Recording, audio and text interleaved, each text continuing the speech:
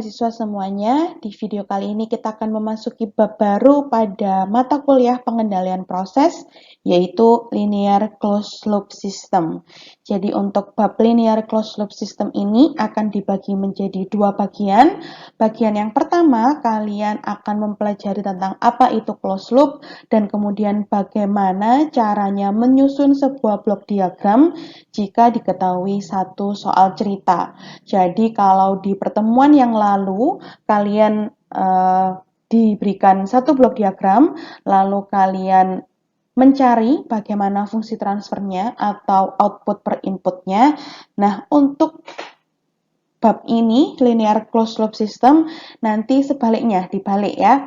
Kalian akan diberikan fungsi transfernya, jadi output per inputnya akan diberikan ke kalian, lalu kalian harus mampu membuat atau menggambarkan blok diagramnya.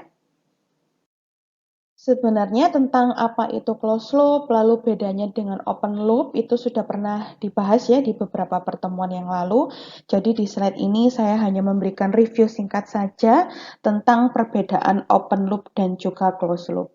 Kalau open loop, aksi pengendalinya itu tidak berdasarkan variabel keluaran atau PV-nya tidak diukur untuk dibandingkan dengan set point ya. Jadi nilai error di sini tidak diperlukan. Berbeda dengan closed loop, kalau closed loop aksi pengendalinya berdasarkan dari variabel keluaran. Jadi PV diukur terlebih dahulu untuk dibandingkan dengan set point. Sehingga kalau closed loop ada aliran feedback-nya. Jadi kalau di blok diagram ya PV-nya diukur oleh sensor dan transmitter lalu dikirim ke bagian depan untuk dibandingkan dengan set point dan nilai errornya akan dihitung oleh controller. Nah, karena open loop tidak ada pengukuran PV atau PV-nya tidak digunakan, hasil pengukuran dari sensor dan transmitter tidak dibandingkan dengan set point, maka di open loop tidak ada feedback atau tidak ada aliran feedback, sehingga disebut non-feedback control system. Kalau closed loop ada feedbacknya, maka disebut feedback control system. Nah, karena dia ada feedbacknya, PV atau variabel keluarnya harus diukur dulu, feedback control system atau closed loop ini cukup sulit untuk didesain dibandingkan dengan open loop. Open loop lebih sederhana, jadi gampang didesainnya. Karena dia lebih sederhana, gampang didesain, maka dia lebih ekonomis, lebih murah penggunaannya. Berbeda dengan closed loop, ada feedback, lalu variabel keluarannya harus diukur dulu, sudah susah didesain, pasti harganya lebih mahal. Tetapi karena closed loop ini cukup lengkap, jadi variabel keluarannya digunakan, diukur, dibandingkan dengan set point untuk menentukan aksi pengendali, maka penggunaan closed loop atau feedback control system ini sangat akurat. Ya, lebih akurat dibandingkan si open loop. Di sini open loop tulisannya adalah inaccurate, berarti tidak akurat. Sehingga kalau kamu mau menghasilkan suatu sistem pengendalian yang baik ya, yang lebih disukai adalah menggunakan closed loop control system, di mana aksi pengendalinya berdasarkan pengukuran variabel keluaran. Nah, pada bab ini kita akan fokus membahas tentang closed loop. Seperti yang sudah saya sebutkan sebelumnya, bahwa kalau closed loop itu punya aliran feedback, jadi punya feedback path. Nah, feedback sendiri dibagi menjadi dua macam. Yang pertama adalah positive feedback. Dan yang kedua adalah negatif feedback. Kita akan bahas yang positif feedback dulu. Jadi di sebelah kanan ini ada gambar diagram blok yang punya dua nama garis input yaitu RS dan garis outputnya yaitu CS.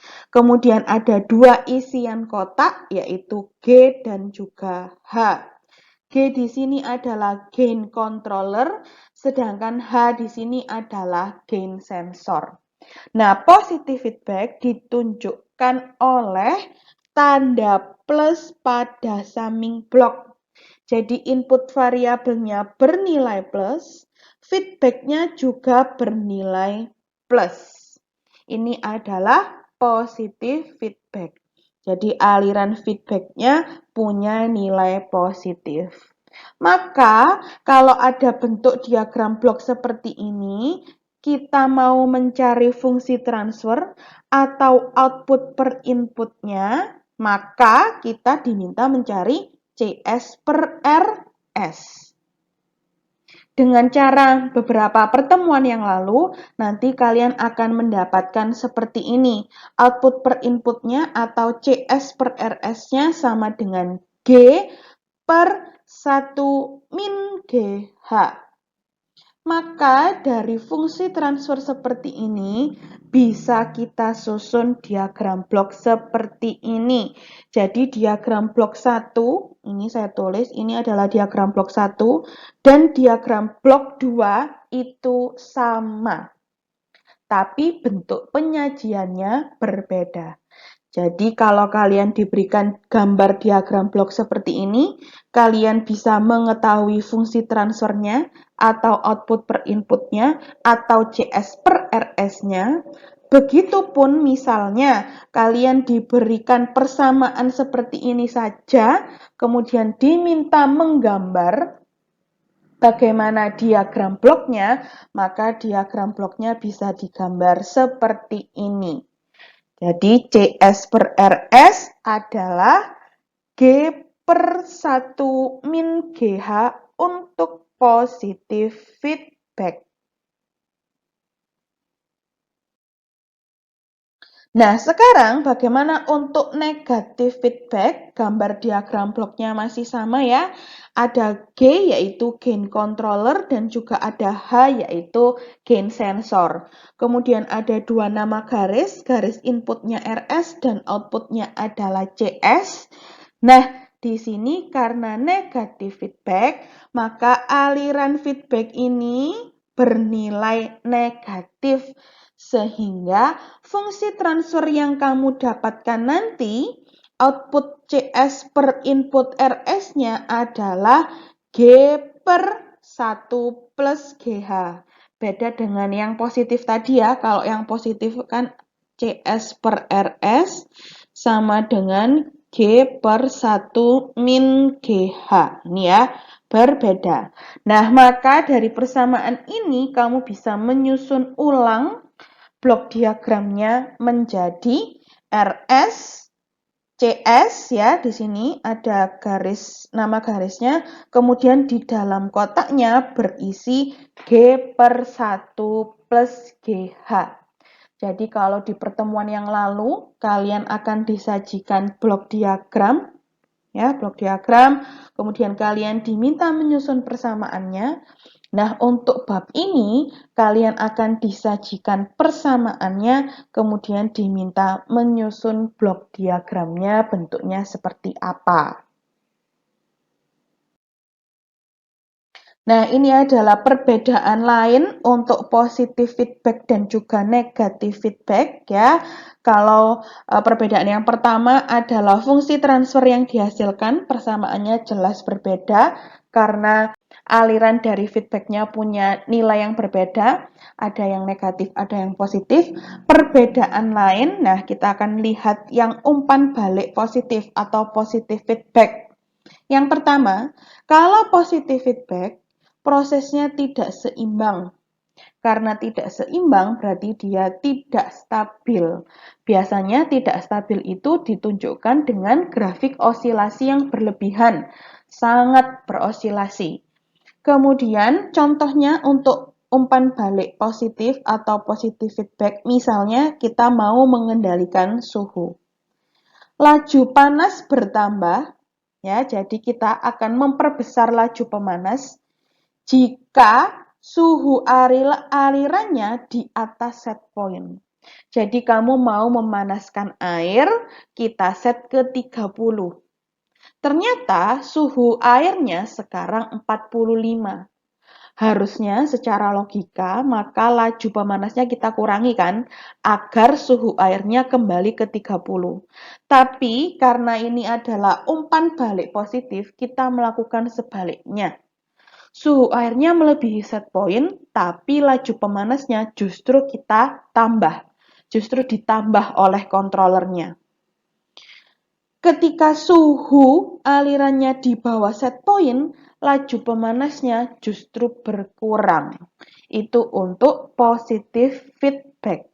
Sedangkan untuk umpan balik negatif atau negative feedback ya, bekerjanya untuk mencapai keseimbangan. Contoh pada pengendali suhu. Jika suhu aliran di atas set point, jadi misalnya suhu airnya melebihi set point 30 ya, misal suhu airnya 35, nah laju pemanasnya dikurangi agar PV yang terbaca atau suhu airnya turun mendekati set point. Itu untuk negative feedback.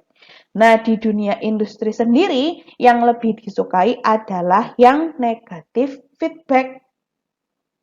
Karena bisa mencapai keseimbangan ya, jadi osilasinya tidak terlalu banyak dibandingkan dengan umpan balik positif.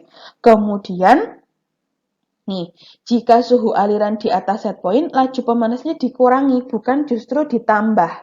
Kalau ditambahkan sama saja kita membuang-buang laju pemanas kan, jadi tidak hemat. Nah, di industri lebih suka yang negatif feedback. Ya, untuk memperjelas, ini saya berikan suatu blok diagram ya. Kita punya set point di sini disebut sebagai TR, kemudian PV-nya, proses variabelnya adalah T, berarti ini tentang pemanasan ya, karena suhu yang menjadi proses variabel. T berarti di sini suhu di dalam bejana misalnya. Kemudian disturbance-nya adalah TI, berarti suhu inletnya kita jadikan disturbance atau beban bagi proses. Dan suhu air di dalam bejana yang diukur oleh sensor dan diteruskan ke transmitter menjadi suatu sinyal standar kita sebut sebagai TM. Maka nanti kalau kamu diminta menggambar negatif feedback ya, ini saya hapus terlebih dahulu. Kalian perhatikan tandanya di sini. Kalau negatif feedback maka set point-nya positif ya. Measurement sinyalnya ini feedback-nya di sini negatif. Sebaliknya saya akan beri tanda berwarna merah. Kalau positif feedback maka nih hasil measurement sinyalnya punya nilai positif. Oke, dari sini kamu nanti bisa menyimpulkan sama seperti di slide sebelumnya. Misalnya, TI-nya, disturbance-nya kita perbesar. Suhu air masuk bejana kita tingkatkan. Atau semakin besar, kita besarkan suhunya. Otomatis, PV-nya akan semakin besar. Kenapa kok bisa semakin besar? Suhu air yang masuk aja sudah tinggi, otomatis air yang ada di dalam bejana yang kita panaskan pasti akan jauh lebih tinggi. Ketika PV-nya lebih besar, ya, dibandingkan set point, maka nilai error yang dihasilkan negatif, bernilai negatif. Contoh, set point-nya adalah 35 derajat Celcius, PV-mu adalah 55 derajat Celcius. Maka nilai error yang kamu dapatkan adalah 35 dikurangi 55 minus 20. Ya, PV-nya jauh lebih besar dari set point sehingga E-nya nilai errornya bernilai negatif. Kalau negatif feedback, karena PV-nya lebih besar dari set point, kita akan perkecil laju pemanasnya supaya PV-nya mendekati set point. Berbeda kalau positif feedback. Disturbance-nya besar, suhu air masuknya diperbesar, otomatis PV-nya akan lebih besar dari set point, sehingga E-nya bernilai negatif. Secara logika, kalau PV-nya melebihi set point, kita kan harus mengurangi laju pemanasnya. Tapi karena positive feedback, Q-nya tambah semakin naik. Nah, kalau dilihat dari sini saja, tujuan pengendalian kita kan adalah supaya set point tercapai, kemudian PV-nya sama dengan SP. Nah, kalau positive feedback, PV-nya bisa sangat jauh lebih besar dibandingkan set point, meskipun sudah ada controllernya. Berbeda dengan yang negatif feedback. Makanya seperti yang saya sebutkan sebelumnya, bahwa yang lebih disukai adalah negatif feedback. Nah, itu tadi adalah review singkat tentang closed loop ya.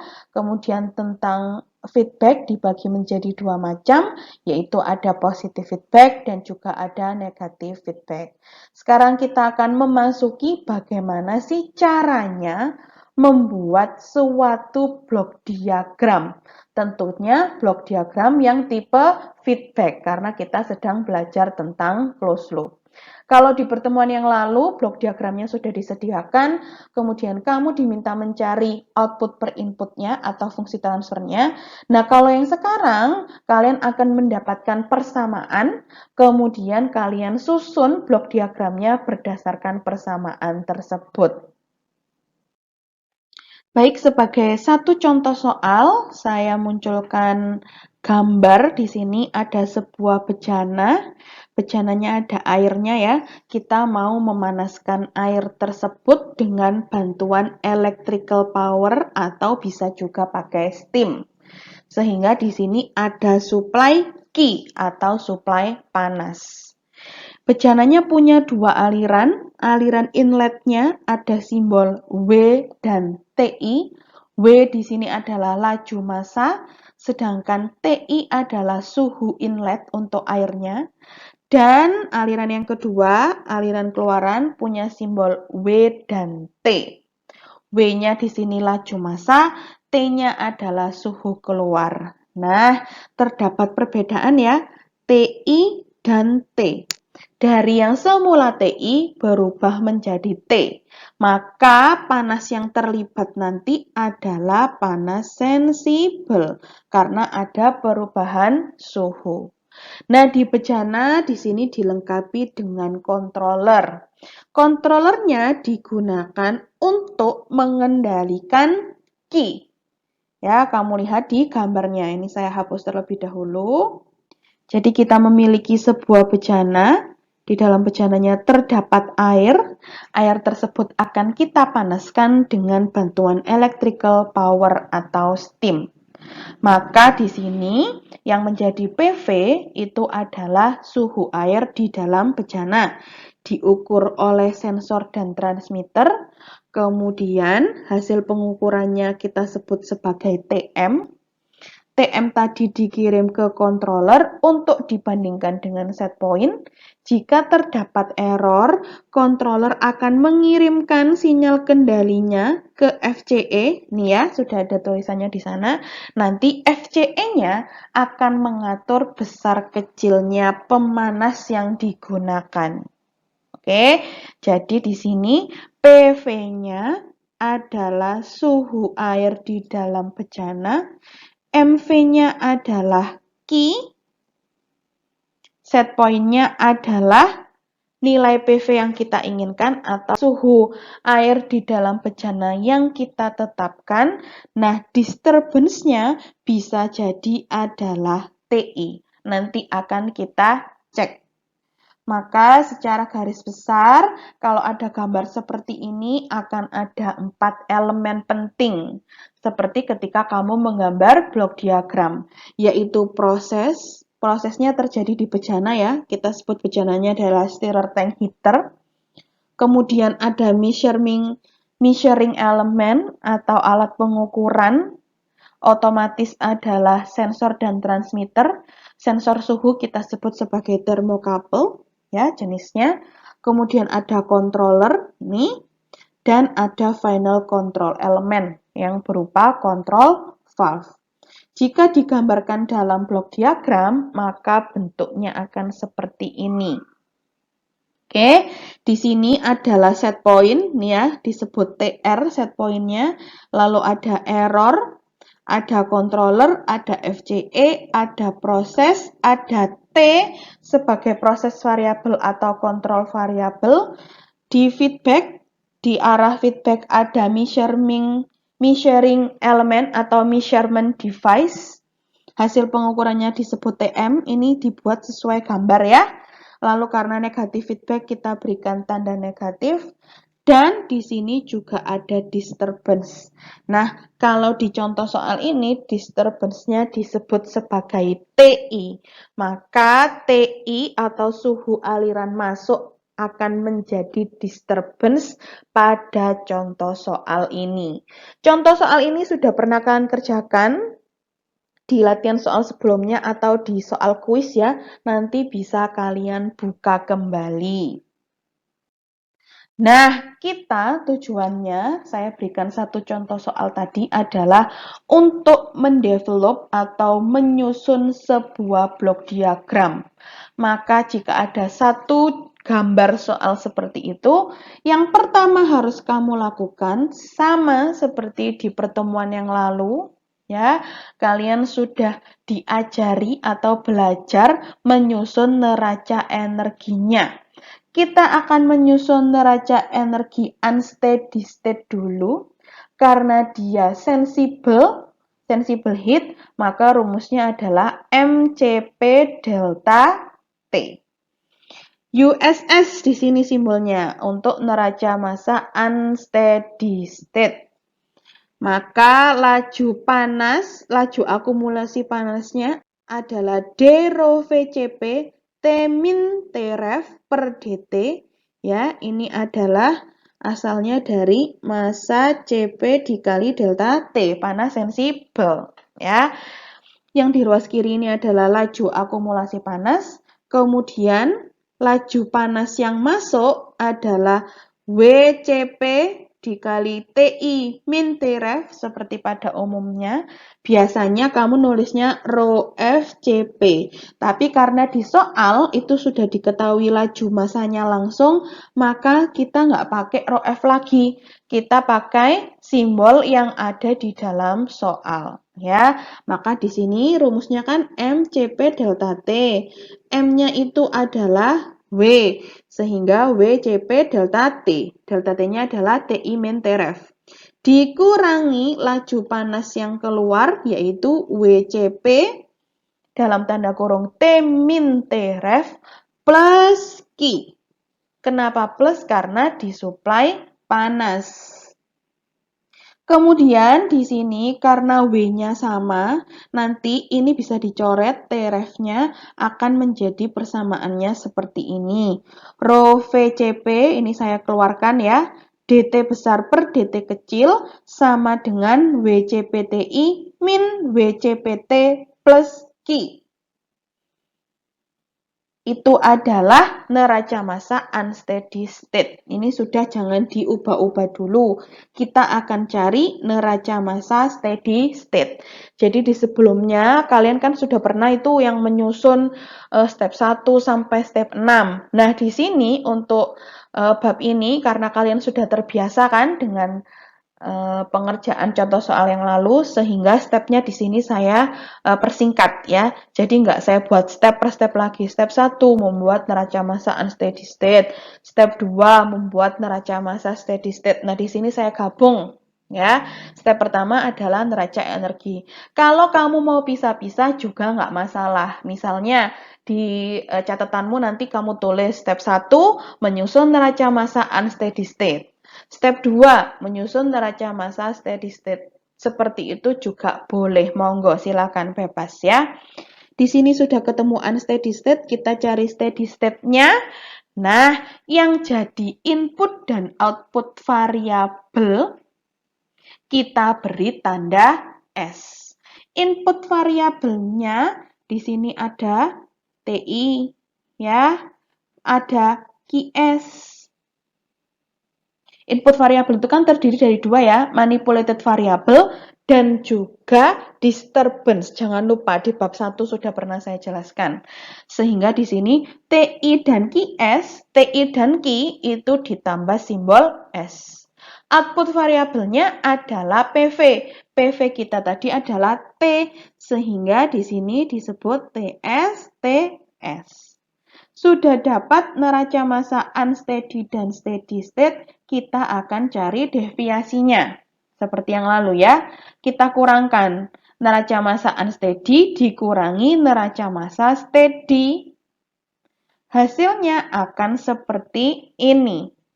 T aksen di sini atau T, boleh kamu singkat sebagai T saja, nggak perlu aksen, itu adalah T min TS, sedangkan TI aksen atau boleh kamu simbolkan TI, itu adalah TI min TIS, lalu Q di sini adalah Q min QS. Ya, kalau di pertemuan minggu lalu, beberapa pertemuan yang lalu, habis kamu deviasi, habis kamu kurangkan, kamu kan membuat pemisalan. Makanya persamaannya muncul sederhana seperti ini. Nah, pemisalan yang saya gunakan seperti ini. Makanya langsung ada simbol T aksen, TI aksen, dan juga simbol Q. Di sini langsung saya singkat karena seharusnya kamu sudah paham, sudah pernah mengerjakan dengan soal yang serupa. Ketika saya menggunakan T aksen, kamu boleh menggunakan T saja tanpa aksen, bebas ya. Lalu setelah mendapat deviasi, lalu sudah kamu misalkan, kamu cari transformasi Laplace-nya. Nih, kita akan cari Laplace-nya dt per dt besar, Laplace-nya TI, Laplace-nya T, dan Laplace-nya Q. Gampang sekali. Nih, Laplace-nya dt per dt itu kan, ya, Laplace dt per dt itu adalah STS min T0. Biasanya ini kan saya anggap 0, maka langsung saya tulis di sini STS-nya saja ya. Langsung saya persingkat. Kemudian Laplace-nya TI adalah TIS, Laplace-nya T adalah TS, dan Laplace-nya Q adalah QS.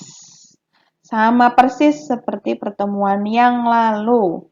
Kalau kamu bingung, tinggal dibuka lagi atau dikerjakan sendiri ya. Ini adalah yang saya singkat biar cepat. Harusnya kamu sudah paham. Nah, kemudian biasanya kalau kamu sudah dapat Laplace-nya, kamu akan ngecek apakah output variabelnya jomblo atau enggak. Y-nya jomblo enggak. Kemudian Y-nya harus kamu ubah di ruas kiri. Nah, pada step ini, Y kita itu kan adalah T ya, outputnya adalah T. PV kita adalah T. Maka saya ubah dulu. Di sini ada T di ruas kanan, kita pindah, output atau Y itu kan harus ada di ruas kiri kan? Nah, ini saya bawa ke ruas kiri. Di sini minus, maka berubah menjadi positif. Sehingga di ruas kiri itu ada rho VCP STS ditambah WCP TS sama dengan WCP TI plus Q. Lalu kamu harus cek, apakah punyamu ini outputnya jomblo atau enggak. Ternyata TS-nya gak jomblo ya, ada WCP-nya. Maka kita harus ubah WCP-nya. Tapi sebelumnya boleh kamu kelompokkan menjadi seperti ini. Ada TS, ada TS. Nah, maka bisa ditulis seperti ini ya. TS-nya ada di belakang.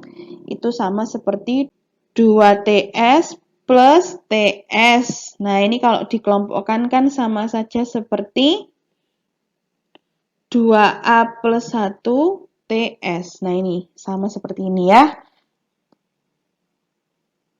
Itu saya kelompokkan, TS sama TS-nya sama dengan WCPTI plus QS. Kemudian kita jomblokan biar outputnya atau T aksen S atau TS kita jomblo. Maka caranya adalah dikali seper WCP. Jadi output kita, saya ulang ya, output kita itu kan T T aksen. T aksennya ternyata punya pasangan WCP. Nah, ini kan harus kita ilangi. Caranya adalah dibagi WCP atau dikali 1 per WCP. Kalau kamu kali 1 per WCP, nanti kan ini saling coret, coret, coret, coret, coret. Makanya di sini dikali 1 per WCP. Sama seperti pertemuan yang lalu pokoknya. Nah, setelah kamu kali 1 per WCP, hasilnya akan seperti ini. Semua dibagi WCP. Ya, maka nanti di sini CP-nya hilang, tinggal rho V per W.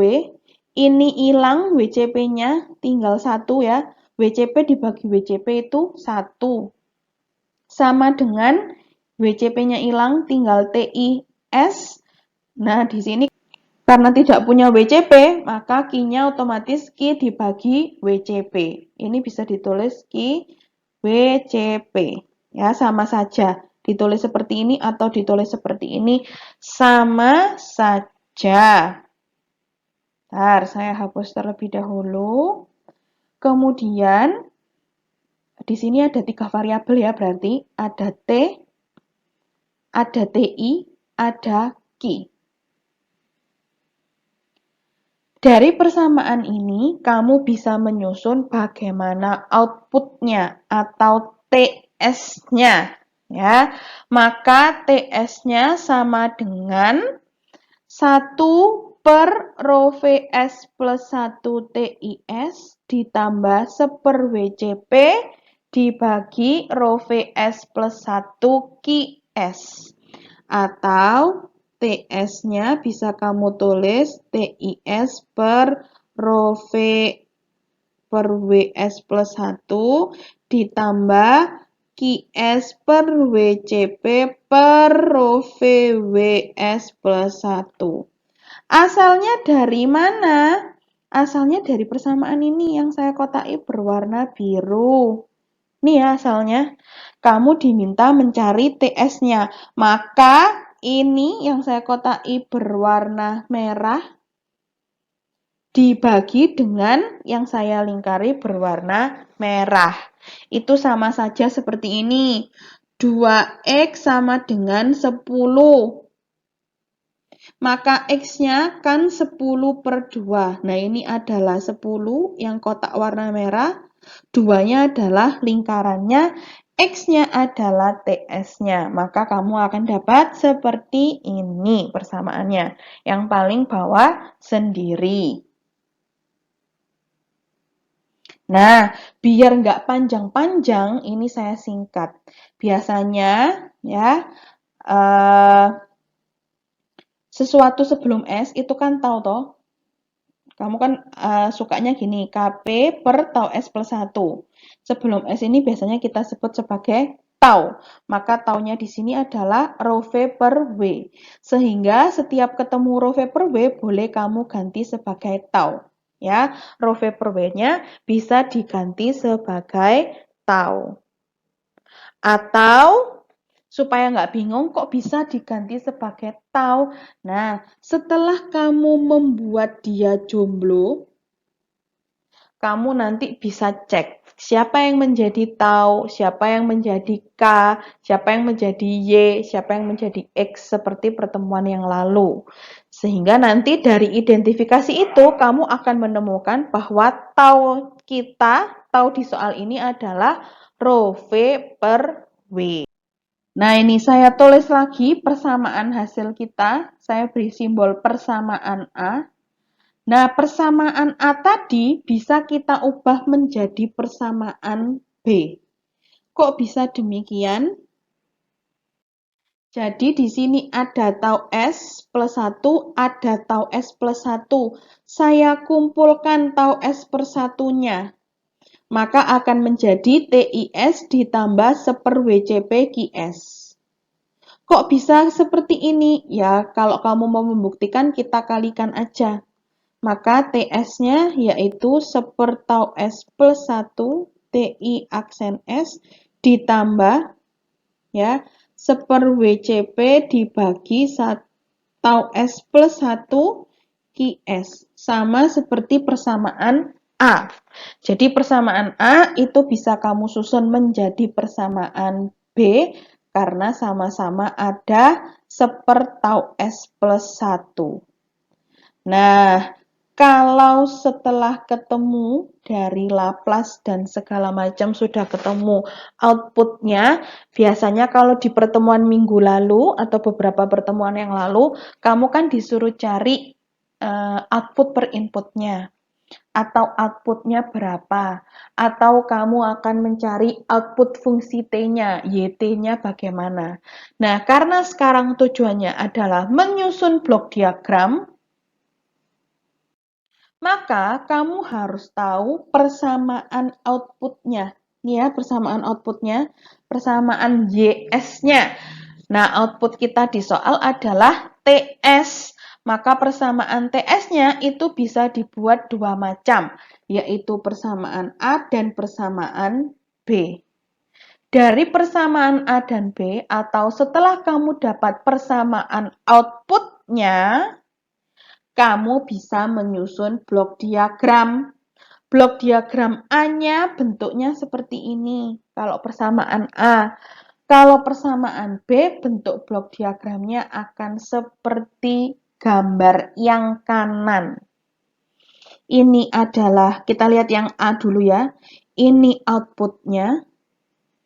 Ya, diingat-ingat. TI itu kan input variabel toh, disturbance dan juga QS itu kan adalah manipulated variable. Maka yang variabel-variabel tadi itu bisa kita sebut sebagai nama garis. Berarti ada 3 nama garis ya. Inputnya 2, outputnya 1. Yang jadi input adalah disturbance dan MV atau TI dan juga Q. Yang jadi output adalah TS. Maka di sini ada 3 nama garis. Ada TS, ada TIS, dan juga ada QS. Pasangannya TIS, nih kita lihat yang persamaan A. Pasangannya TIS itu adalah isian kotak. Jangan lupa, nama garis itu selalu dikali dengan isian kotak. Nama garisnya adalah TI, maka pasangannya TI ini adalah isian kotak. Nama garisnya adalah QS, maka pasangan QS adalah isian kotak. Karena tandanya positif, berarti di sini plus plus. Itu untuk persamaan A. Sama seperti persamaan B. Jangan lupa ya, di sini ada perkalian. Sesuatu yang dikali pasti di dalam kotak. Oke, nah tapi karena ini perkaliannya di luar, maka bentuknya akan seperti ini. Dia dikali TS. TIS-nya kan nggak punya pasangan, berarti TIS-nya tidak punya kotak. QS-nya ada pasangan, berarti pasangannya itu kan isian kotak, maka QS-nya merupakan nama garis, kemudian ada isian kotaknya, yaitu 1/WCP. Kemudian ini kotak paling luar, isian kotak paling luar, itu adalah milik TS. Kenapa bisa demikian? Kita akan buktikan ya. Nah, misal kamu kan ini punya persamaan A. Dari persamaan A, kamu mendapatkan bentuk diagram blok seperti ini. Sekarang akan kita buktikan apakah blok diagram yang kita susun sudah benar. Oke, nah di sini saya tambah simbol A dan B ya, punya tanda positif-positif. Maka kalau ada blok diagram seperti ini, kita kan mulainya dari belakang. Tulis dulu, TS-nya adalah A plus B. A-nya adalah TIS dikali dengan 1/TS plus 1 dan B-nya adalah QS dikali dengan 1/WC per tau S plus 1. Kemudian ya ini sudah diketahui semua, TS-nya sudah tahu, A sudah tahu, B sudah tahu, kita substitusikan. TS itu adalah, sebentar, saya hapus dulu. TS itu adalah A plus B. A-nya itu adalah TIS dikali sepertau S plus 1 ditambah B-nya adalah QS dikali seper WC per tau S plus 1. Ini sama dengan persamaan A, sehingga gambar diagram blokmu sudah benar. Itu untuk persamaan A. Kita buktikan sekarang untuk persamaan B. Persamaan B-nya seperti ini, gambar blok diagramnya kan seperti ini tadi.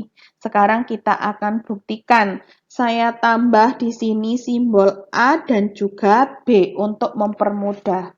Selalu kita mulai dari belakang dulu. Maka TS-nya adalah A dikali 1 per tau S plus 1. A-nya adalah TIS ditambah B, kemudian B adalah seper WC dikali QS. Sekarang kita substitusikan semua ke TS. Oke, maka TS, ini kita substitusi A dulu ya. A-nya itu kan adalah TIS ditambah B dikali sepertau S plus 1. Kemudian kita substitusi B, TIS, B-nya itu adalah seper WC QS dikali sepertau S plus 1. Sama persis dengan yang atas. Sehingga blok diagram yang kamu buat sudah benar. Oke, sebelum lanjut ke diagram blok yang sudah kamu buat, ini saya ingatkan sekali lagi bahwa diagram blok closed loop untuk feedback itu kan bentuknya seperti ini ya. Ada 4 elemen, ada controller, ada FCE, ada proses, dan ada sensor dan juga transmitter atau measurement device-nya. Nah, diagram blok seperti ini bisa kamu gambarkan menjadi diagram blok yang bagian bawah. Controllernya bisa kamu tulis sebagai GC atau gain controller.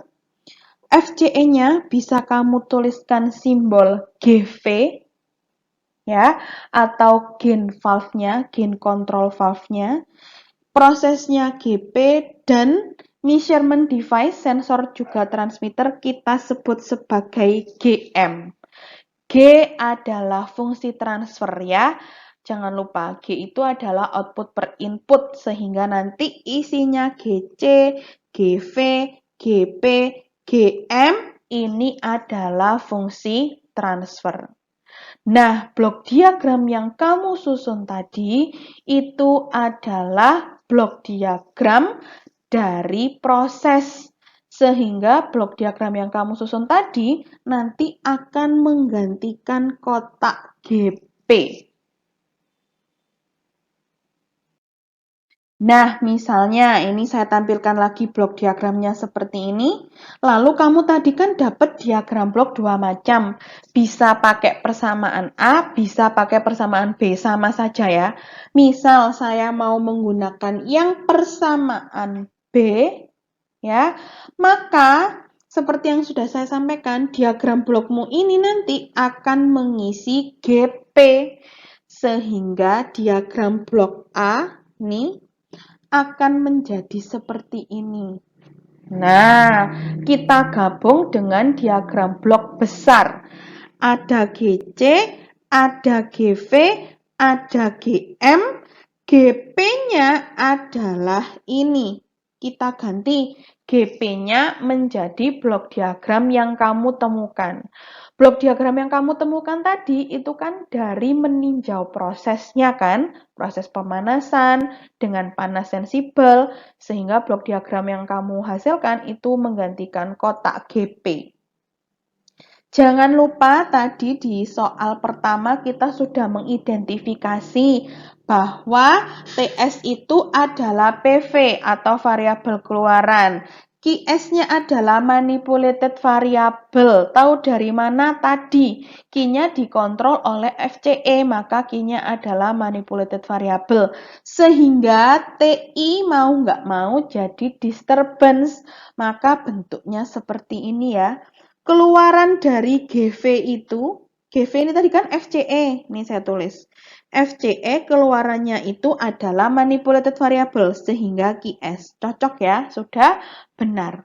TI-nya adalah disturbance dan kemudian di sini TS-nya adalah kontrol variabel atau proses variabel. Nah, ini kan adalah blok diagram yang kamu gabung dengan persamaan B. Apakah yang persamaan A juga bisa digabung seperti ini? Bisa.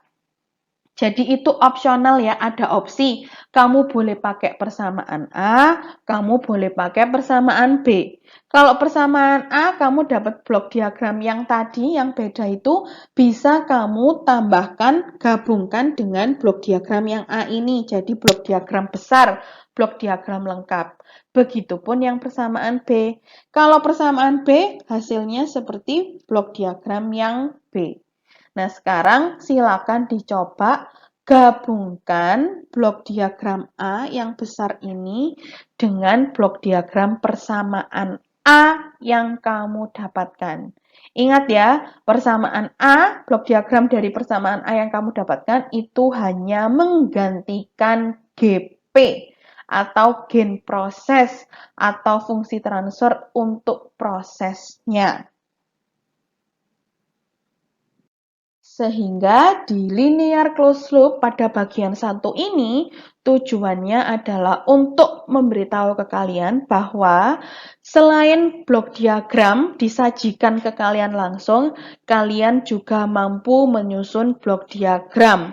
Stepnya adalah menggunakan step minggu lalu, dari menyusun neraca energi USS, menyusun neraca energi SS, lalu mencari deviasinya, menggunakan pemisalan, cek siapakah yang jadi output, kemudian cek apakah outputnya sudah jomblo belum, lalu outputnya harus dibawa ke ruas kiri, kemudian kamu identifikasi siapa yang jadi tau, jadi K, jadi X, dan jadi Y, kemudian kamu cari bagaimana persamaan outputnya, kamu cari bagaimana persamaan output per inputnya kalau di pertemuan yang lalu ya, lalu kamu inverskan. Nah, sebelum kamu cari output per input dan kamu inverskan, kamu bisa loh menyusun blok diagram dari contoh soal atau dari soal cerita, yaitu setelah dapat transformasi Laplace, setelah kamu identifikasi, setelah kamu jomblokan, setelah jomblonya pindah ruas kiri, kamu cari dulu persamaan outputnya. Dapat persamaan output, dari persamaan output kamu bisa menyusun blok diagram.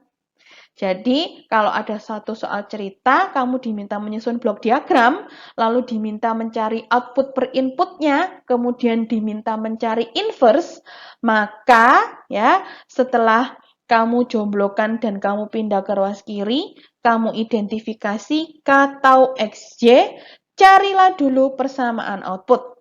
Dapat persamaan output, buatlah blok diagram. Kalau diminta mencari output per input, baru mencari output per input, kemudian kamu inverskan. Ya, itu adalah satu contoh soal. Nah, contoh soal seperti itu nanti akan lanjut ke bab berikutnya. Seperti yang saya sudah sampaikan di kelas, bahwa antar bab 1, bab 2, bab 3 itu saling sambung menyambung. Tujuannya adalah di bab akhir nanti. Kita kurang satu bab lagi ya. Jadi apa yang sudah kamu pelajari dari minggu pertama sampai minggu ini itu adalah bekal kita menyelesaikan contoh soal di bab paling akhir. Jadi saling terkait. Nah ini sebagai latihan soal ada 3 persamaan output per input. Kemudian di sini kalian diminta susunlah sebuah blok diagram. Ya, blok diagram 1 itu HS per QS sama dengan 1 per S plus 1. buat blok diagramnya gampang sekali. Lalu di nomor 2 ada CS per CIS dan di nomor 3 ada TS per QS. Sehingga latihan soalnya ada 4 ya. Tadi membuat diagram blok lengkap pakai persamaan A, kemudian 3 soal lain dari membuat blok diagram jika diketahui fungsi transfer.